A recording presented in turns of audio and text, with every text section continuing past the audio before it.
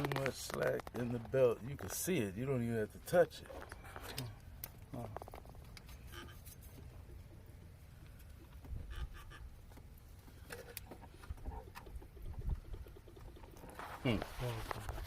This is the part of the tensioner where it was hitting, hitting it so hard. Put a groove in it on that right side. Well, back rolling,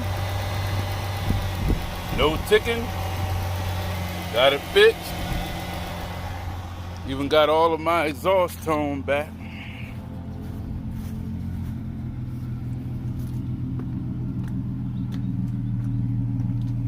Yep.